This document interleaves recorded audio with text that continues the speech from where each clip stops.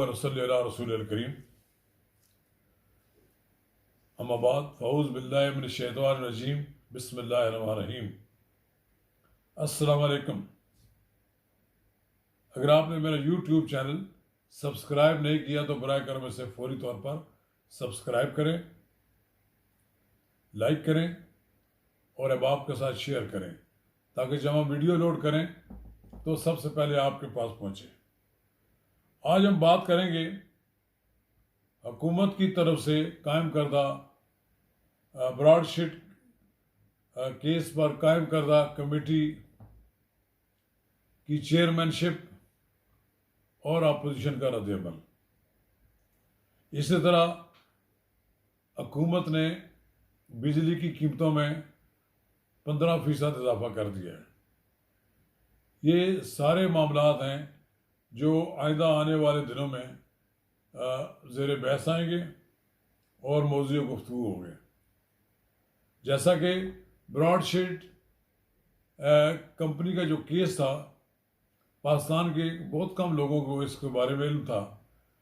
ये जब जुर्माना हुआ और इस मौजूदा हुकूमत के दौर में जुर्माना हुआ और उसकी अदायगी की गई तो तब लोगों को पता लगा कि ये ब्रॉडशीट केस का क्या फ्रॉड था। ये ब्रॉडशीट जो केस था ये कंपनी को दिया गया था, जनरल परवेज़ मुशर्रफ के ज़माने में नैब ने दिया था कि इनके असासों की निशानदेही करें। नवाज शरीफ के और दूसरी कुछ और लोगों के असासों की निशानदेही करें, जो कि बाद में ना ही हुई। चुरा काम रुक गया, मियाँ नवाज शरीफ बाहर चले गए तो हुकूमत ने ये जो मायदे थे ये मनसूख किए और फिर ये बात 18-20 साल चलती रही और उसके बाद बिलाखिर हुकूमत को आज जुर्माना अदा करना पड़ा। अब मौजूदा हुकूमत एक ऐसे जज से जिनके बारे में मुख्तलिफ सवालात उठ चुके हैं सियासी हलकों में, जस्टिस अजमत सईद, वो खुद एक मुतनाज़ा जज के तौर पर सामने आए हैं। अब उनको उन्होंने बना दिया इसका चेयरमैन। अपोजिशन उसको कबूल करने के लिए तैयार ही नहीं है। अपोजिशन ऐसे जज के ज़ेर सदारत की ज़ेर क़यादत या सरबराही में कायम होने वाली कमेटी में पेश कोई नहीं होगा जिनकी अपने बारे में सवालात उठ चुके हैं। लिहाजा जस्टिस अजमत सईद साहब के लिए भी बेहतर है कि वो इस कमेटी की सदारत कबूल ना करें। अगर वो सबूत कबूल करेंगे तो उनके बारे में भी लोग तरह तरह की बातें करेंगे, उस कमेटी को कोई कबूल नहीं करेगा।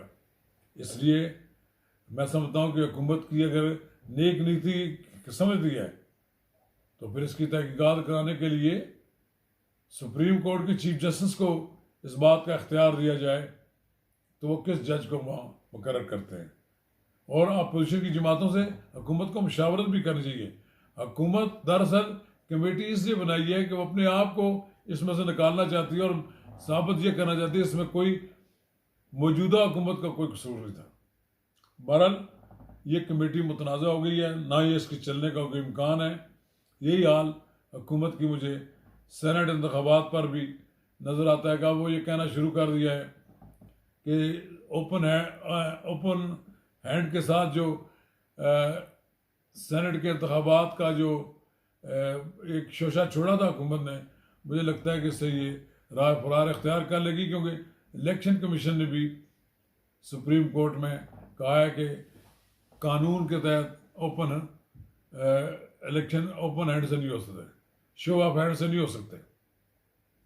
लिहाजा अब ये मामला तो हो गया। अब एक और मसला पैदा हुआ है। मौजूदा हुकूमत ने IMF के साथ जो मायदे किए हुए थे उसके मुताबिक ₹1.95 मज़ीद बिजली महंगी कर दी। कमाल के वज़ीर हैं जनाब उमर अयूब साहब, जो कभी मुस्लिम लीग काफ में रहे, कभी मुस्लिम लीग नून में रहे, अब वो आ गए हैं PTI के वज़ीर हैं। PTI के झंडे तले वो अब ये कह रहे हैं कि माजी की हुकूमतों ने जो सुरंगें बिछाई हुई थी इस वजह से हमें अब ₹2 बिजली महंगी करनी पड़ रही है। अगर उन मायदों पर जाते तो 7-8 रुपये में करनी पड़ती। असल प्रॉब्लम मौजूदा हुकूमत का ये है कि मुल्क में वाफर मिकदार में नवाज शरीफ बिजली की पैदावार छोड़ कर गए हैं। वो जो वाफर मिकदार में बिजली है उसको यूटिलाइज करना हुकूमत के को समझ नहीं आता किस तरह करें। तो सर्कुलर डेट कोई मौजूदा दौर में बढ़ गया है। हुकूमत की अपनी नलायकियों की वजह से भी तो कुछ हुआ है ना। हुकूमत को ये सोचना पड़ चाहिए था कि किस तरह मैनेज करना चाहिए उन्हें।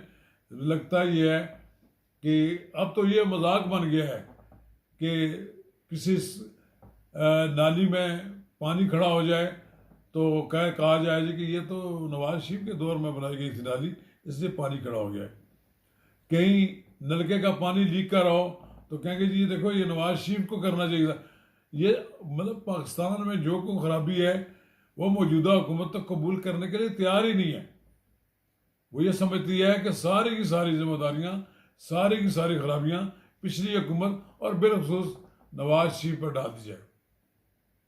भैया नवाज शरीफ की मेहरबानी थी तो उन्होंने पाकिस्तान में बिजली का बहरान हल किया, सड़कें बनाई, शाहराहें बनाई। आज आप के लिए जो बिजली का बहरान नहीं है वो इस वजह से है कि बिजली पैदावार उसकी पैदावार हो रही है। प्रॉब्लम आपका ये है कि आप IMF के साथ बिजली महंगी करने के वायदे कर चुके हैं और उन पर अब आपको अमल दरामद करना पड़ रहा है। आपके दौर में जनाब वज़ीर आज़म, आपके दौर में महंगाई दिन ब दिन बढ़ रही है। आम आदमी की इस्तिताअत से बाहर हो रही है चीज़ें। अगर यही सूरत हाल रही तो गरीब आदमी खाएगा क्या? लिहाजा आपकी जितनी मर्जी अपने आप रिजर्वायर बढ़ा लें, आप कह लीजिएगा कि आपके पास बहुत ज़्यादा कि आपके पास बहुत ज़्यादा डॉलर्स इकट्ठे हो गए हैं, लेकिन डॉलर की कीमत गिरने से, डॉलर के मुकाबले में रुपये की कीमत गिरने से जो पाकिस्तान में माशी बदतरी आई है, जो पाकिस्तान में बेतौकीरी हुई है रुपये की, उसकी वजह से महंगाई है। आप महंगाई काबू आप हैंड्स अप कर दें।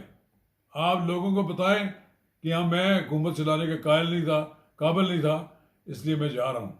तो मेरा ख्याल है नए लोग आएंगे, वो मसले को हल करने की कोशिश करेंगे।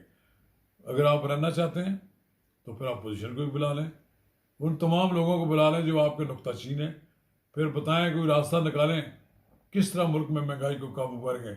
वरना तो आपकी जो सूरत हाल नज़र आ रही है तो ये आने वाले दिनों में लोगों पर मज़ीद बोझ बढ़ेगा और ये महंगाई का जो जिन है ये बोतल से बाहर निकल आया, पता नहीं किस किस को खा जाएगा। आने वाले दिनों में सूरत हाल मज़ीद अबतर होने का इम्कान है। शुक्रिया।